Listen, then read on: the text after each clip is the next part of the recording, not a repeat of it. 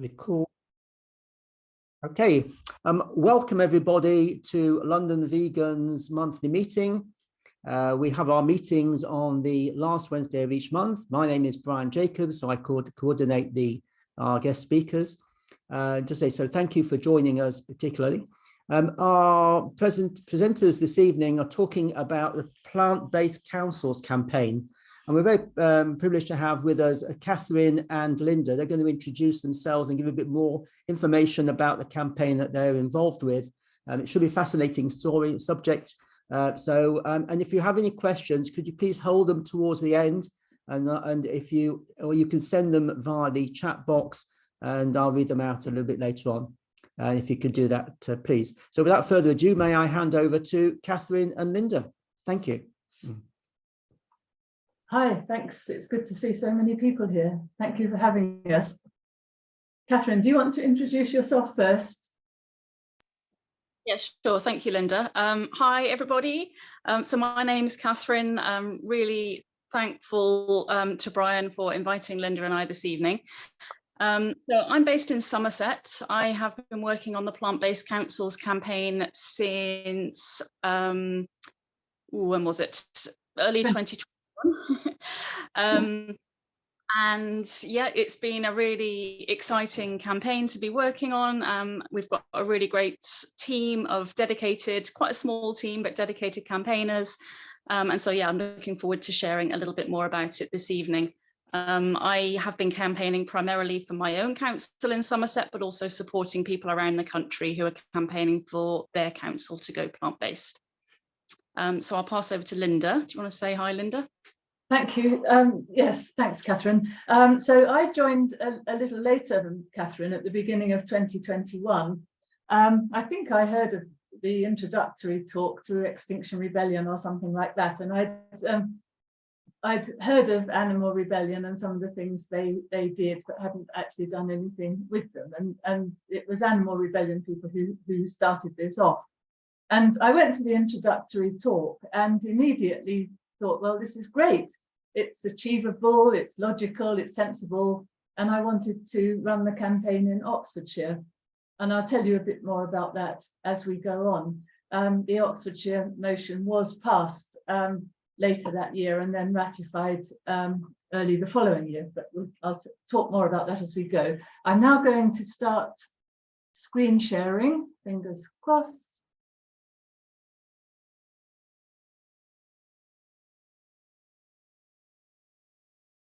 Okay, and Catherine's going to start off. So tell me when you want the next slide, Catherine. Okay, thank you.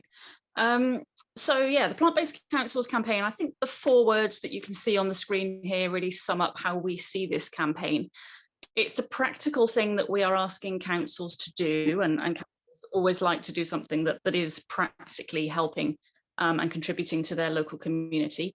It's an achievable thing. We know that several councils have gone ahead and done this by themselves without any nudges from campaigns like ours. So it's quite an achievable thing. We know it makes sense to councils and councillors. We just need to encourage more of them to take this step. It's the logical thing to do after you've declared a climate emergency. People expect councils and local authorities to take action. So it's the logical next step after having declared a climate emergency to do something that involves the food side of the climate emergency, as well as the fossil fuel side.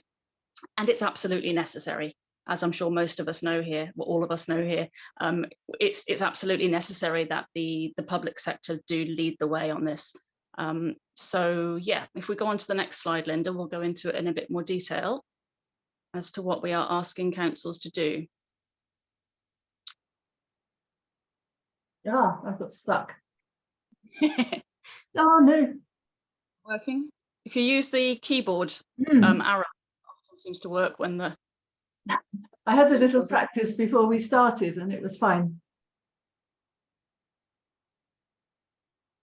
Hang on. The keyboard arrows. Yeah, I'm using the keyboard arrows and nothing's happening. Hang on, I'll have to stop sharing and come back. Oh.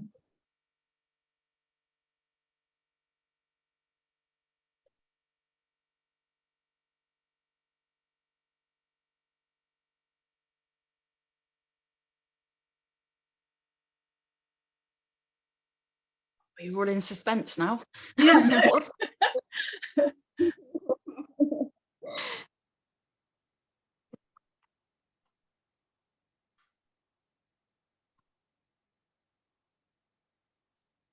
It might Right. correct itself once you go back into the slideshow. I hope so. I've got the next slide now. Okay.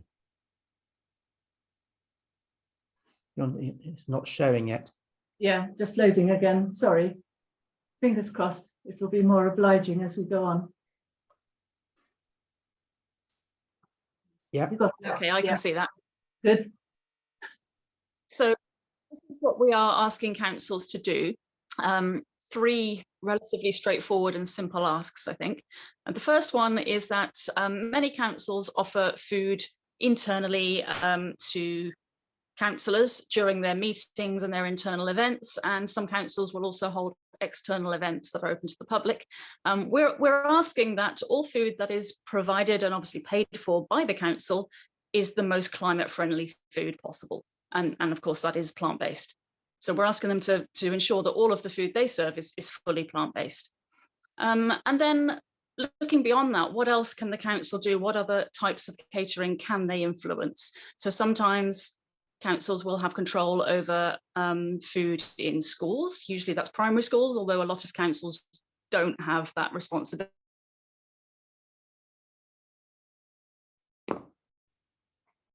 Oh dear, Catherine's frozen now.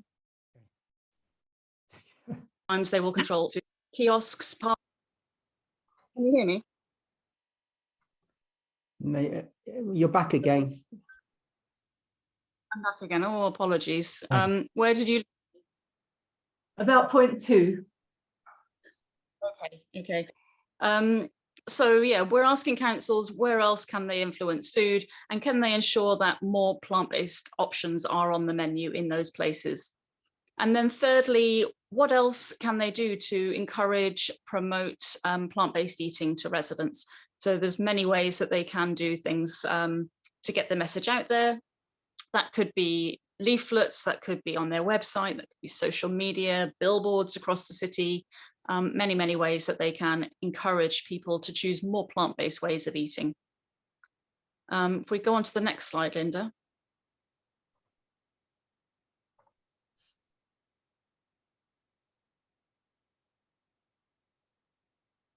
Oh, hurrah. There we go. But I jumped one. Yes, plant-based treaty. Okay, so I'm sure many of you will have heard of the plant-based treaty. We are not the same as the plant-based treaty, and I think that's just important to clarify that now, because that is something that does often crop up. So the plant-based treaty is asking councils across the UK to endorse the treaty. And basically the point of that is to put pressure, essentially, ultimately on government, on central government, to endorse and to establish an international plant-based treaty. What we're asking is maybe slightly less wide-ranging than the plant-based treaty. We're asking for those simple 3 asks that we have just covered. And yeah, it's really a way of asking the councils to put what the treaty asks into action, and to actually take action, and councils, you know, do recognise that. So something quite tangible. So if we go to the next slide. The opportunity for the campaign, as I mentioned earlier, most councils across the UK, more than 3/4, have declared a climate emergency. I think it's slightly more than 74% now. So this is the logical, the necessary thing for them to do next. It is a huge win when a council does something like this for animals and for the planet. Now, I'm sure most of us here are here because we care about the animals and we want to eliminate animal suffering. I think it's maybe important to point out at this stage that the animal arguments are not that effective with policymakers. And there has been research done by a couple of organisations which has shown us that arguments around climate and health and also cost are far more effective with councillors and policymakers and decision makers. So that is what we focus on in this campaign. We can connect it to the cost of living crisis. Budget is a huge issue for councils, and the cost of living crisis is too. So it's really important that we refer to that. Ultimately, what we're trying to achieve is a cultural shift to normalize plant-based eating, to get away from meat and dairy being seen as the centerpiece of every meal. And councils really have an opportunity to be part of that. I think it's important as well to refer to things like the National Food Strategy, which concluded that the public sector should really be leading the way, and they should be ensuring that plant-based options are the default. And that's where we want to get to. So as more councils do take this step, I think we're hoping to get to a point where plant-based food will be the expected norm in the public sector. And when you go to a school, to a hospital, you know, all of those places, it'll be plant-based food that you receive. And that's really going to help us towards a plant-based future and a plant-based food system for this country. So on to the next slide. Why is this an opportunity for councils? I mean, some of these things I have just covered. It's a really simple step that councils can take. It's a way for the council itself to show that it's willing to play its part. It's willing to lead by example on the climate. It's not just telling residents what to do, it's taking action itself. And it's really important that we sell it to councils in that way. It's cost effective and it can save councils money. And again, that's a point we often have to get across. It can support residents to save money, support residents to eat more healthily. Many councils, particularly the county councils, do have responsibility for public health. And yeah, the other two I've just sort of covered just now, I think. So we'll skip on to the next slide. Recommendations. I think Linda might refer to some of these in a little bit more detail in a moment. But yeah, I'm sure most of you will be aware that there are many recommendations that we need to shift towards a plant-based food system. The Pora Nemeczek study from 2018 from Oxford University stated that the single biggest change individuals can make is to adopt a plant-based diet. The Committee on Climate Change, the National Food Strategy, they have all recommended that we reduce our consumption of meat and dairy. And in particular, the National Food Strategy recommended that the public sector should be leading on this.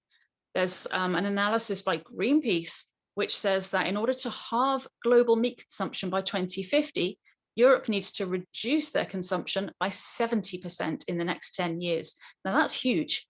And I think it's worth reminding councils that is a big challenge, and it's going to take some bold leadership.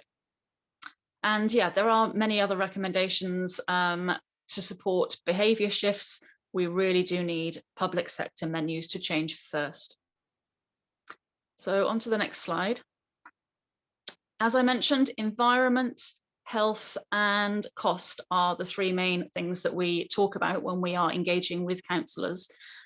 So emissions, we know that animal agriculture accounts for a good chunk of global emissions. Land use, if the world were on a plant-based diet, we'd need a fraction of the land that we currently use to feed ourselves. You know, there are statistics, so many statistics that, you know, we've just got a couple of them here, but so much of our cropland is used to feed animals. And I think when we use statistics like the one on the screen here with councillors, it really does open their eyes to the situation here in the UK. And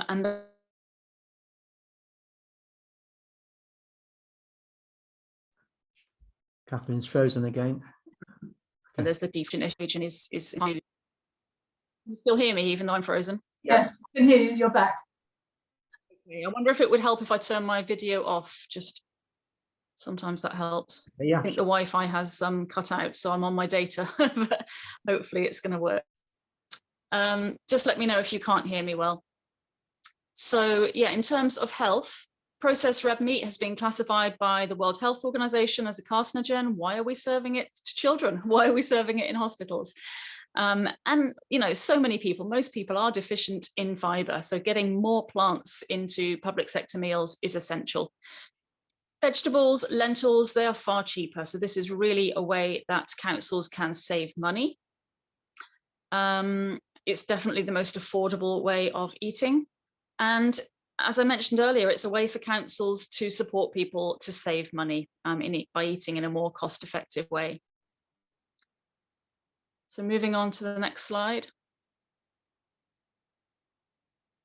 So this is the interesting bit, I think. So some of the councils that took this step before we evolved, it's a couple of London boroughs, Lewisham and Enfield, both made moves themselves. Lewisham chose to go fully plant-based. Enfield Council has stopped serving meat at all council meetings and events. And then a couple of other town councils around the country also made changes.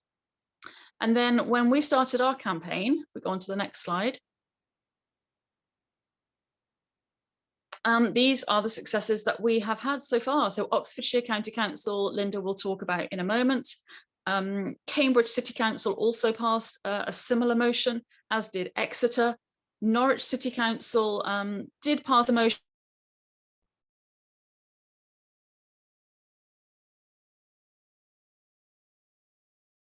Frozen again.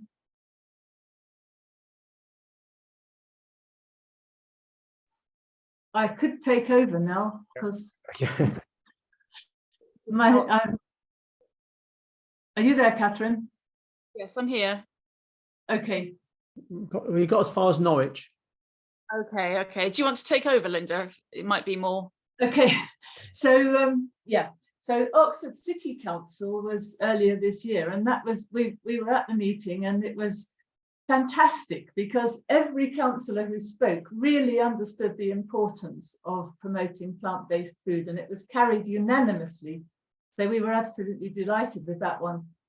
Bristol, we hope, will be soon.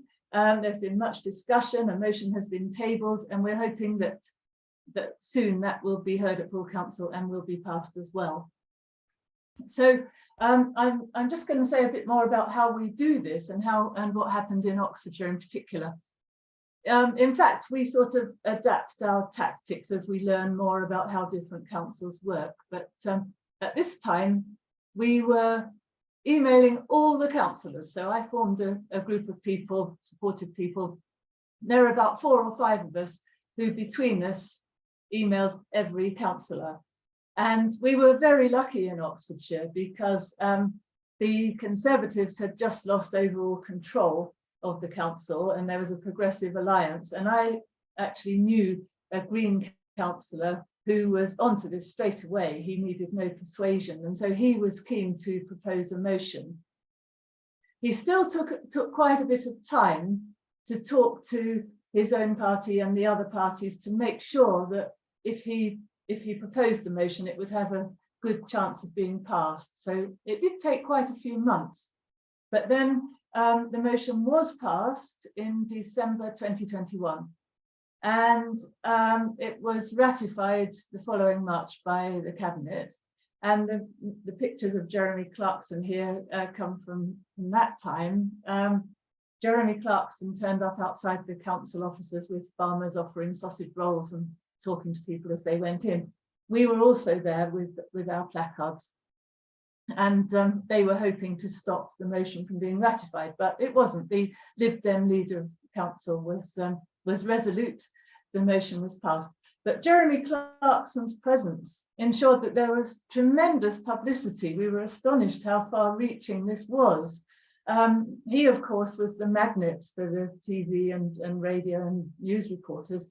But it did mean that we also got the chance to speak. We were interviewed for television and had the chance to put our points as well. And there were a number of phone-ins on national radio. And it has to be said, a lot of the coverage, a lot of the people phoning in and so on were very negative, agreed with Jeremy Clarkson that it was total madness and so on. We'll talk a bit more about the kind of objections that people make. But it did mean that the subject was being aired and coming to people's attention.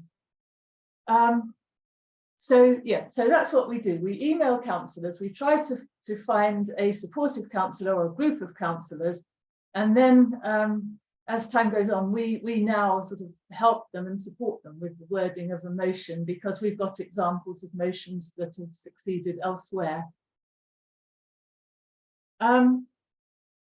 local press coverage can be positive. It's not all negative, like the examples I showed you then. The one on the left there followed the Cambridge City motion, and that was based very much on the press release from the Green Councillor. And Exeter City Council, that was a positive piece of reporting. And there was a very good article and more by a consultant gastroenterologist, Dr. Alan Desmond, who supports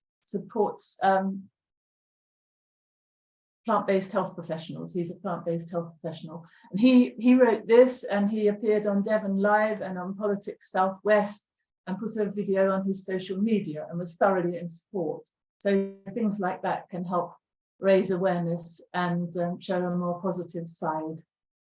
Sometimes when we haven't yet got as far as a motion, our campaigners ask questions at council meetings. Most councils allow that. You can register and ask a question. And on the left, we see two NHS doctors who asked a question at Birmingham City Council. And that too helps us to get coverage. Not a particularly appetizing photograph there of a bacon sandwich, but we issue press releases if someone asks a question, and that too helps. It means that all the councillors have heard about the issue and know that local residents are concerned about it, and it helps. It's an important step in the way towards getting the motion. These photographs are mostly from Bristol and from Northamptonshire, because we felt that Bristol had been very slow. It had been talked and talked and talked about, but nothing was actually happening. Our campaigners there took the step of taking placards and standing outside the council offices as people went in, and then the top photo shows them in the public gallery, and they just silently stood and held up their placards while the speaker was speaking. The one on the left was a bit different. We were at Northamptonshire, where the Countryside Alliance had urged a motion in sort of defiance of ours, really. It was a motion urging the council to support local farmers by serving local meat and dairy at their events. And the motion was certain to pass because Northamptonshire Council is so Conservative dominated. But we still had a speaker there, and we went along with our banners and placards and so on. So at least our presence was felt. We try to follow up, whether it's motions, questions asked, with letters to the local press and national press. One of our campaigners had a letter in the national press last week, and to emphasise the climate reasons for councils taking these motions, because so often the opponents completely overlook the reasons behind these motions and just assume that it's trying to take away individual choice and that sort of thing. So we use whatever opportunity we can to make sure the subject is given an airing. I've just put here some of the objections that we often get, maybe in replies from individual councillors or in the press. The choice issue is often raised. Councils shouldn't tell people what to do. This takes away choice. Well, we've got good answers to all of these. In fact, if you look at our website, we've got an FAQ page, and we've got answers to questions like these. Of course, our request to councils isn't telling people what to do. It's not telling people to be vegan. It's simply saying that for these meals that we serve a few times a year, the meals are going to be the most climate friendly possible. Therefore, they're going to be plant-based. So no one's choice is being taken away.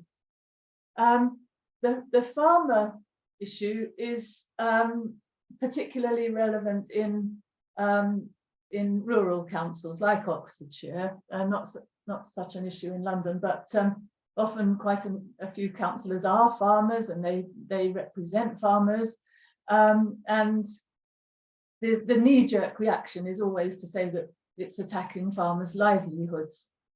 But of course it isn't. Farmers grow vegetables and fruit after all.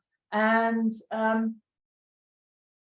we can't really expect that the whole population is going to go vegan, much as we might like that. People are going to buy meat, and then if people are going to buy meat, it's better that they buy local rather than buying from their supermarket, buying imported meat. And if possible, if people buy locally, they can be discerning about welfare standards as well. Catherine mentioned that a lot of people think that vegan food is more expensive. We constantly have to be countering that. And I think people only think that because they've seen packaged meals in supermarkets, and I suppose it could be expensive if you ate nothing but supermarket packaged meals. But we emphasize whole food, plant-based food. And then there are questions about nutrition. I'll come to that in a minute, these 2 points. And then a lot of councils say, as my local council, district council did recently, we already offer vegan and vegetarian choices on menus, so we're doing enough already. But that still frames meat dishes as the norm. And as Catherine says, we need that cultural shift where meat is not the default option, where the plant-based meals, plant-based choices are at the top of the menu. There are more of them. They're available to everybody, not just for vegans and vegetarians who ask for them. Now, about the health aspects, I mentioned Dr. Alan Desmond there, and we also have support from plant-based health professionals, a UK organisation dedicated to providing education and advocacy on whole food plant-based nutrition for prevention and treatment of chronic disease. And that's a great resource for us to draw on. For the Oxford City motion, we contacted a local NHS doctor who's a member of plant-based health professionals, and she came along and spoke to the council.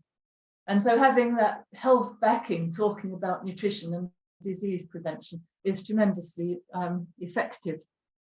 And then ProVeg UK is an international food awareness organisation. They do wonderful work with schools and school caterers, demonstrating how plant-based meals can be thoroughly nutritious, thoroughly appealing, and they talk about the presentation of meals on a menu, so you don't always have the plant-based meal at the bottom, you put it at the top and describe it in such a way that it sounds tempting. And they do chef training as well.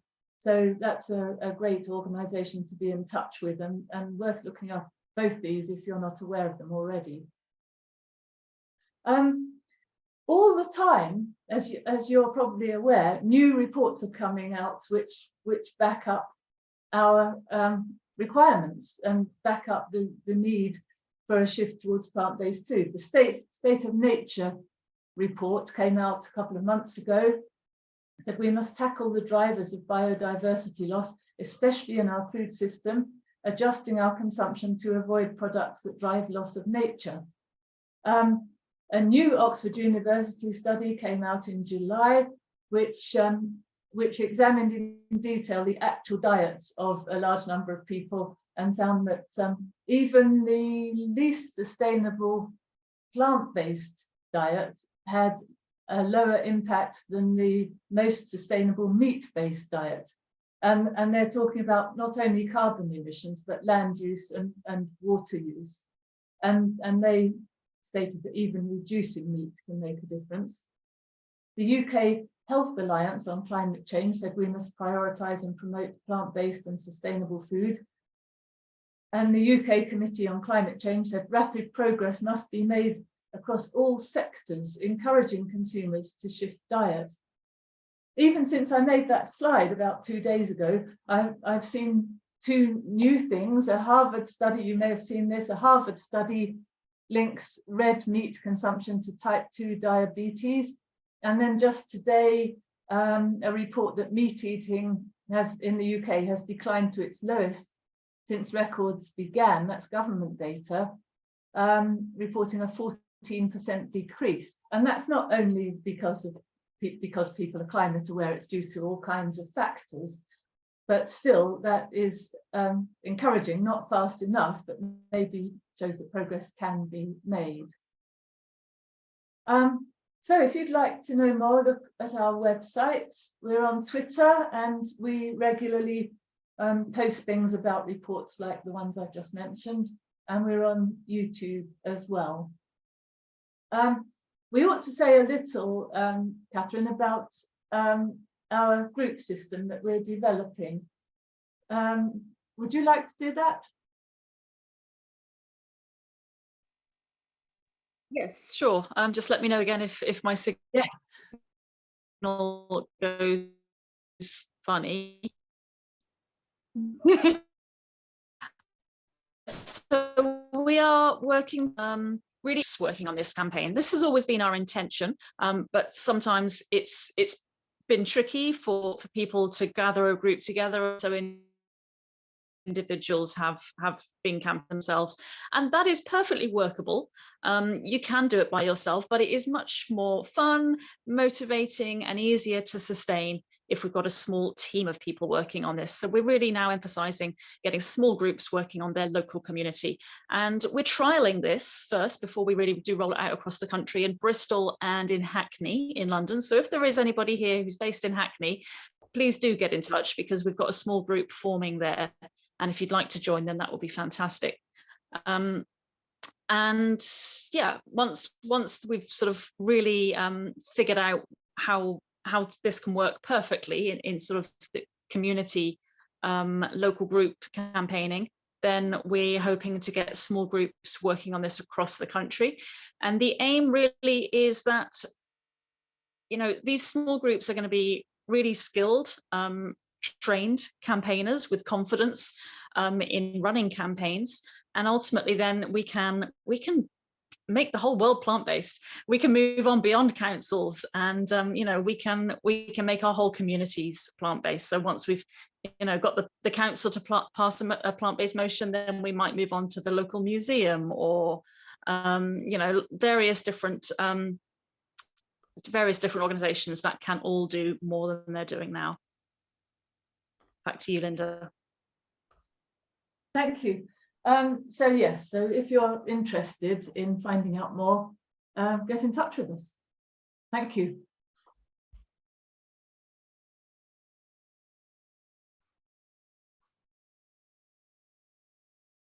Shall we see if I'll stop screen sharing now.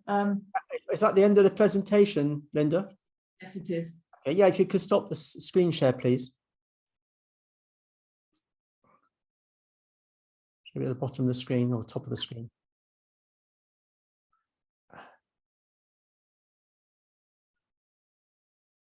No, it's no. You're going to go right to the top of your screen or bottom of your screen. It should be a red button, I think it should say. Okay, keep talking. I'll work on it. Okay. Yeah. So while doing that, we had a couple of comments, and one this was from Hina. Can we share a screenshot of your slides when we contact the local councils to help promote them going plant-based? Is that? I can't in there while Linda's working on the screen sharing. So absolutely, when you know, if you get in touch with us, we've got a lot of resources that you can use. We've got all sorts of documents that you can send to councillors, and a small PowerPoint presentation as well. Let me just see if I can stop at this end, because I'm showing options. No, I've never had this problem before with anybody. Usually there's a right at the top, if you scroll up, there's a little thing that says stop screen share. Let me, if I can screen share, stop other screen sharing. Do you want to continue? Yes. Okay. Okay. Let me see if I can do it at this end. Perhaps if you revoke Linda's co-host status, that might do it as well. Yes. Stop my code, remove code's permissions. Yeah. Okay. I've got it now. Yeah, so yeah, so the other question that was asked, if I can find the meeting chat, it's just saying, we go back again. Can we go to a screenshot? Can you share the source for the suggestion by Greenpeace? And this is just thinking of the first or second slide, the one that says not just telling us what to do. Okay, I'm not sure if that gives you the correct question or not. Or Hina, do you want to? Yeah, shall I explain? Sorry, hi. Basically, the first or second slide where it says what we expect the councils to do, lead by example, that one I was specifically talking about. Would it be okay to share a screenshot of that with the council I'm going to approach and say, hey, you know, can you do this? And the other question was about Greenpeace, where you quoted that they said something about 70% reduction in Europe or something. I just wondered if there was the full article on that I could see, so that I could share that as well. Can I just interrupt before they answer? Yes. I was going to ask, is there an actual wording of the motion that you would want them to be putting forward the signing, which I think ties in with that slide that Hina was mentioning? Yes, we do. We do have sample motions that we can forward to councillors, and they can then adapt to suit their own circumstances. Yes. Okay.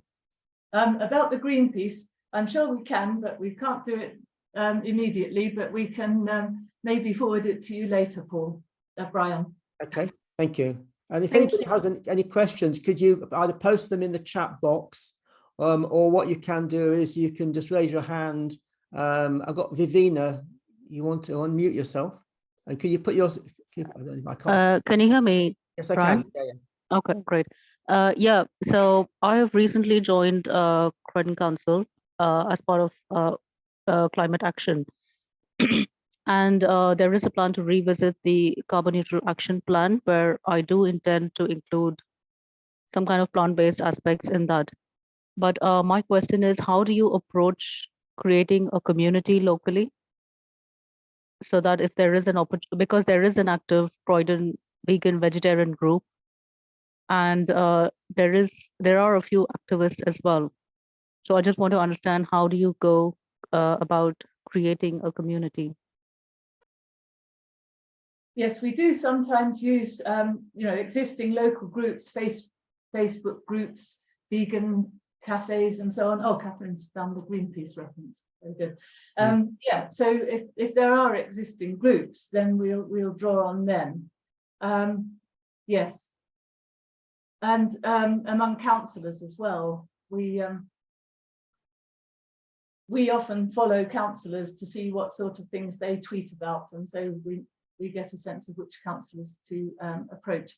But that's good in Croydon. We've already been in touch with one councillor there, who I think is keen, very busy with a lot of other projects.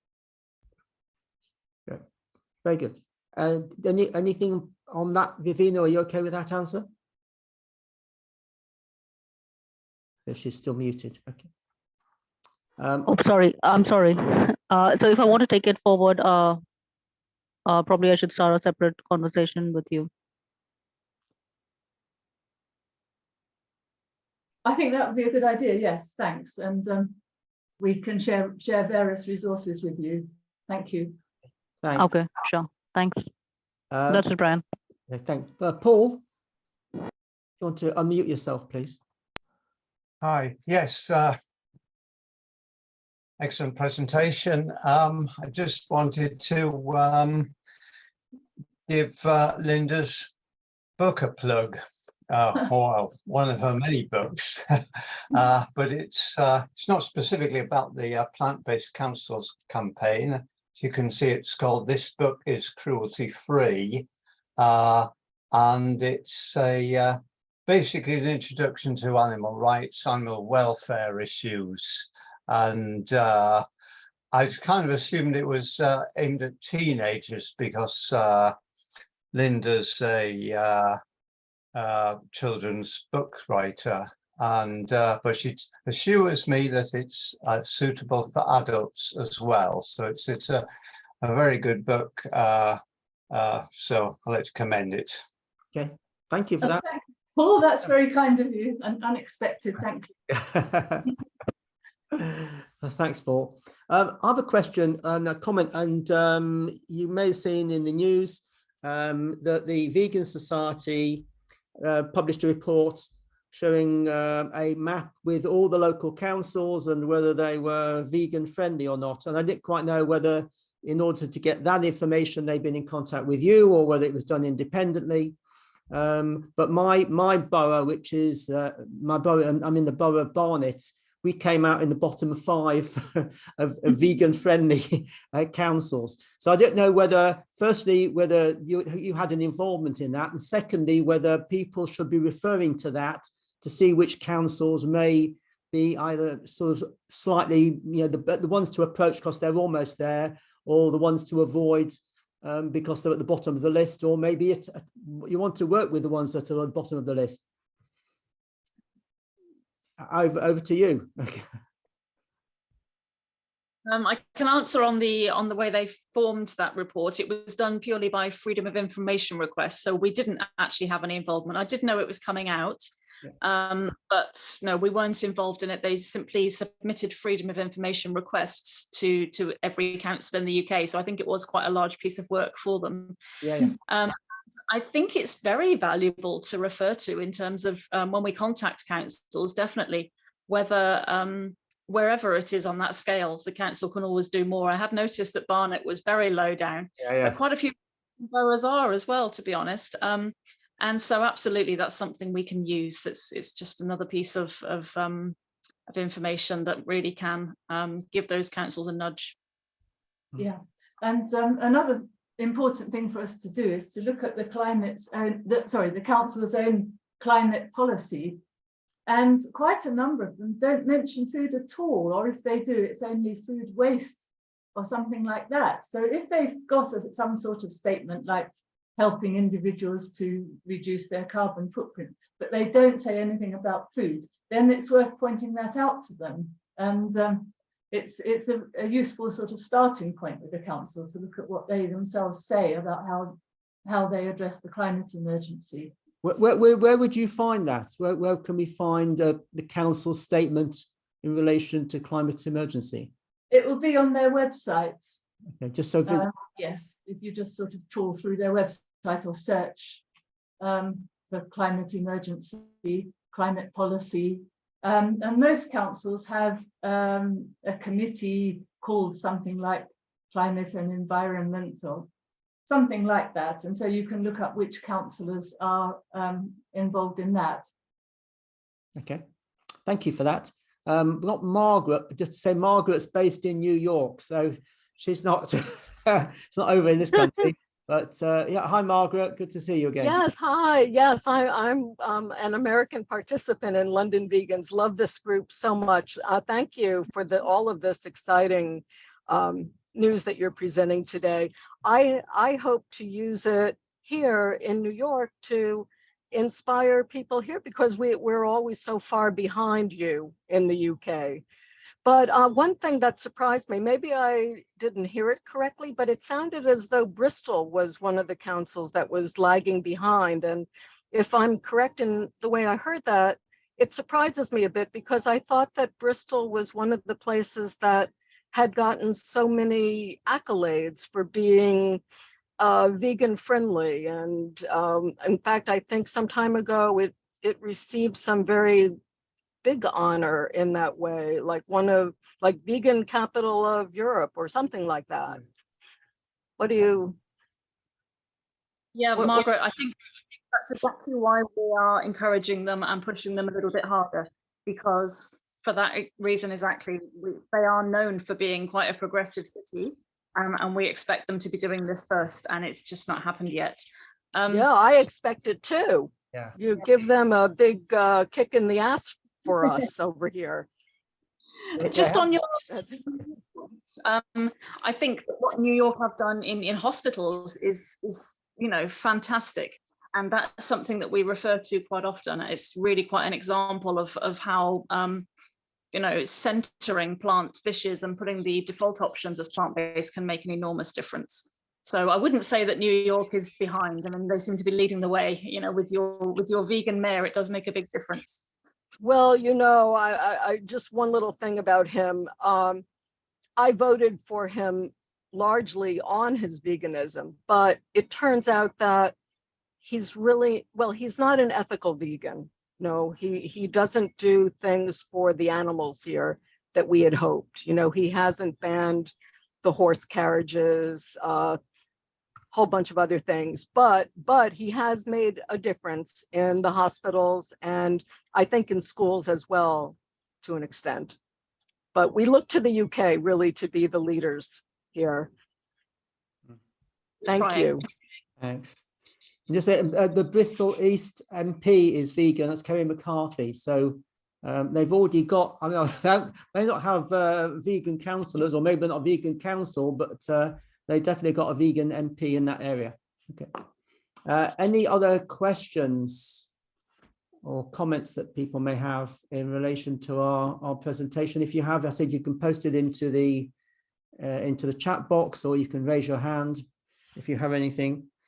I'll just see if there's anything on my list. Yeah, you mentioned about the Oxford situation, because I thought you said all the councillors were in favour, but it was obviously a majority were in favour. But I'm assuming that the Tories were the ones that were not in favour, and there was that backlash within the council. I understand, not just by celebrities. Yes, absolutely right. Yes, the Conservatives were, frankly, behaved quite childishly about it. The first time they had a lunch provided, a plant-based lunch at one of their meetings, a lot of the Conservatives made a point of going out to the pub and photographing themselves eating beef burgers and so on, therefore wasting the food that had been provided for them. So yeah, it was all quite petty, really. That's why we were so delighted with the Oxford City debate, where the level of discussion was so much more impressive. Yes, there was the big farmer backlash in Oxfordshire County Council as well. And it's just that the media loves to polarize the debate into vegans versus farmers. By the way, we don't use the word vegan in our campaigning because, you know, the sort of hostility it provokes. But the media loves to frame it as vegans attacking farmers, and that really is not helpful. There's, we've got to have a sensible discussion. Farmers aren't a protected species, and they have got to adapt, and they are adapting. A lot of them are adapting and doing great work. It's ridiculous for the farming community to simply imagine that it can carry on exactly as it is and nothing need change. Obviously, things do need to change. Yeah, absolutely. Do you have another question, Margaret? Your hand is up. You have to unmute yourself, please. I had forgotten that we were being recorded, so just a quick apology for my foul New York language. We do that here in New York. Thank you. Any other comments or questions before we wind up? I just think there's anything else on my listing. So just to reiterate, for those in the Hackney area, there's a group that's going to be forming for plant-based councils campaign. So if you know anybody that's vegan, plant-based in that area, that's please pass on the message to them. You said the wording for anybody that wants to get involved to contact their council, we can get also from the website for plant-based councils campaign. I'm just thinking if there's anything else to highlight. I'll just say, so is it the COP? Yeah, each year you sort of the COP. There's the 25. Is it the next one or 24? I can't remember which one is the next one. I mean, that's another campaign. I don't know again whether that you work with the wherever they're having it, and the council to try and get them to be plant-based? Do you have any connection to them or not? We don't, but we obviously look out for news about it and tweet things and comment on news and so on. COP28, I'm told. 28, yeah, COP28. Okay. I see that the plant-based treaty has been tweeting about that today, and I think they've started up. They want a Twitter storm about it. Yeah. Okay.